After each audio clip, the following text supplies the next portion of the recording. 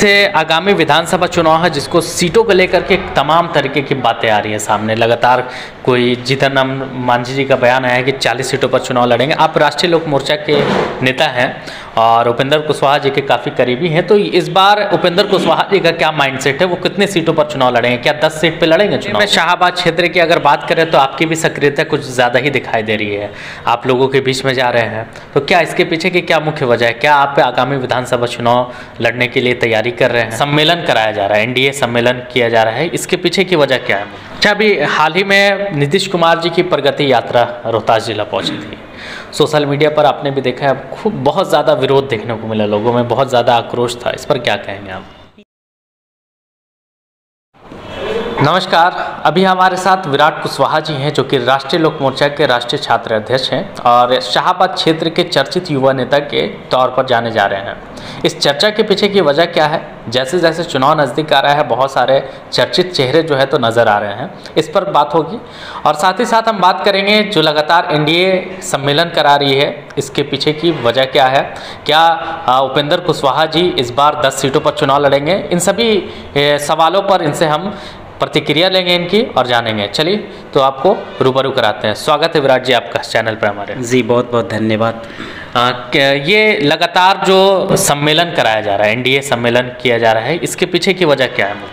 नहीं, देखिए, एनडीए सम्मेलन जो पूरे बिहार में चल रहा है और अभी 5वें चरण तक संपन्न हुआ है मेरे हिसाब से।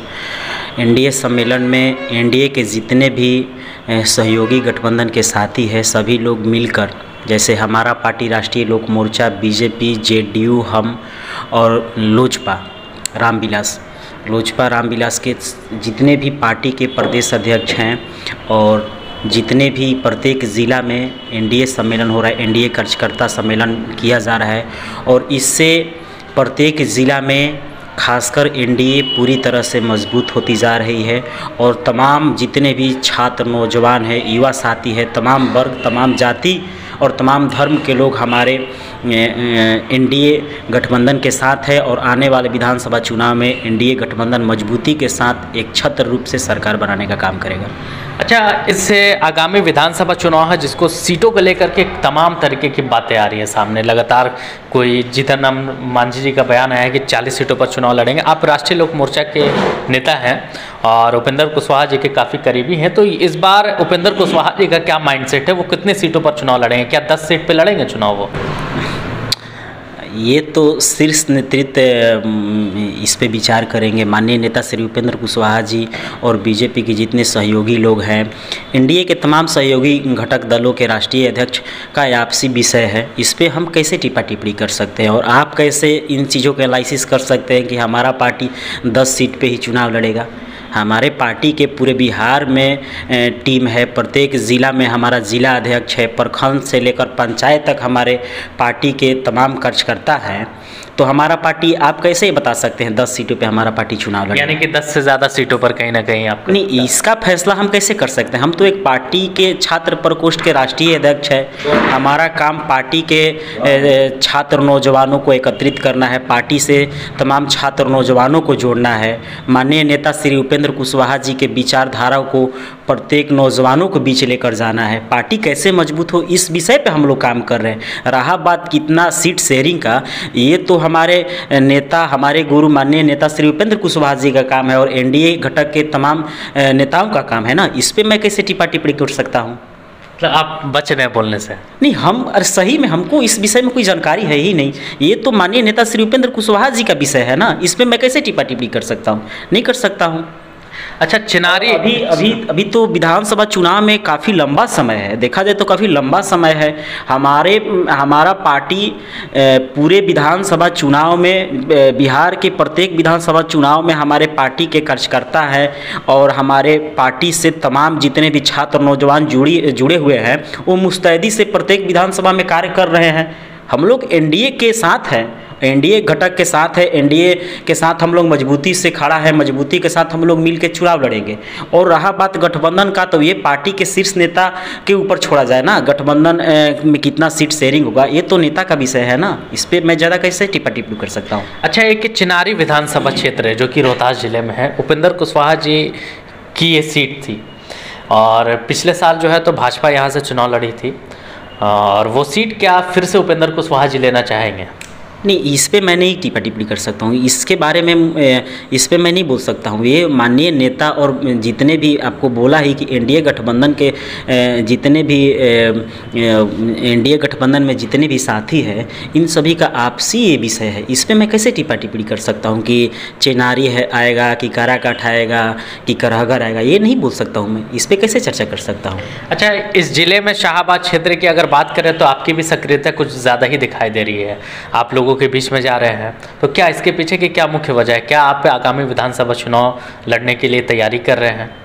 नहीं, ये तो कोई नई बात नहीं है। जब से मैं पार्टी ज्वाइन किया राष्ट्रीय लोक मोर्चा, तब से प्रत्येक ज़िला में जा रहे हैं हम, छात्र नौजवानों से मिल रहे हैं, छात्रों को जोड़ रहे हैं और आपको बताते हुए मुझे काफ़ी खुशी हो रहा है कि बिहार ही नहीं, पार्टी का छात्र यूनिट के साथ साथ युवा विंग हो गया, मुख्य विंग का हम लोग विस्तार केरल में भी किए हैं, उत्तर प्रदेश में भी हम लोग किए हैं, दिल्ली में भी कई यूनिवर्सिटियों में हम लोग गए हैं, छात्र नौजवानों को जोड़े हैं।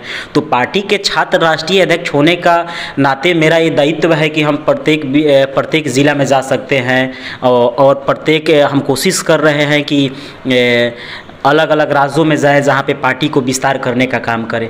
तो इसको चुनाव लड़ने से जोड़ के देखा जाना ये उचित नहीं है।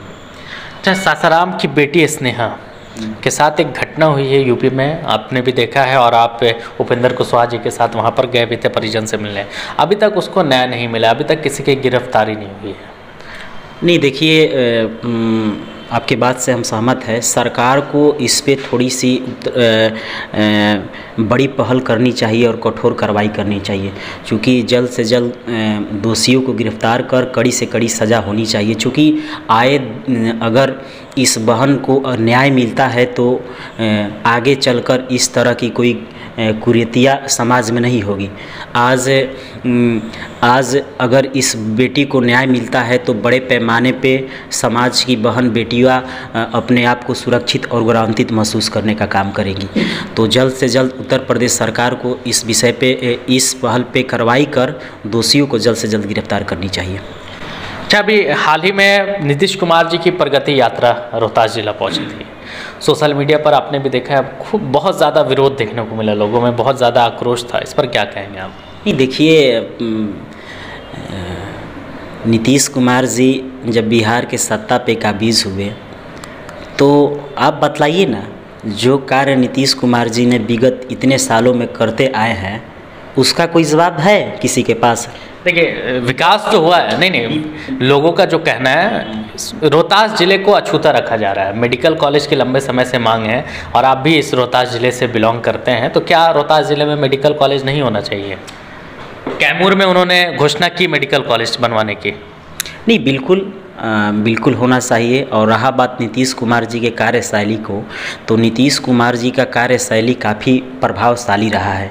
जिस प्रकार से उन्होंने बिहार के उत्थान के लिए कई बड़ी पहल करने का काम किया, जैसे बच्चियों के उत्थान के लिए प्राथमिक विद्यालय का कितना बढ़िया सौंदर्यीकरण से लेके प्राथमिक विद्यालय कितना बड़े पैमाने पे आज स्थापित हुआ है, गांव-गांव बिजली सड़कें प्रोवाइड कराने का काम किया। तो ये कहीं ना कहीं माननीय नीतीश कुमार जी का देन है। और बड़े पैमाने पे देखिए, हम लोग छात्र नौजवान हैं, हम लोग द्वेष और ईर्ष्या की भावना के साथ राजनीति नहीं करते हैं।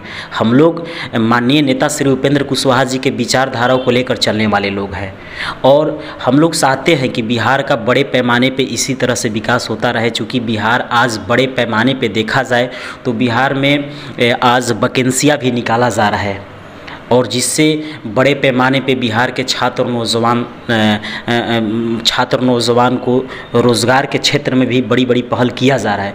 तो आने वाले समय में इसी तरह से बिहार में मेरे हिसाब से सरकार को एक बड़ी पहल करनी चाहिए, जिससे बिहार के छात्र नौजवानों को और भी रोज़गार मिले, बड़े पैमाने पे बिहार में कंपनियां निवेश कराया जाए, क्योंकि बिहार के बच्चे बिहार से बाहर ना जाए।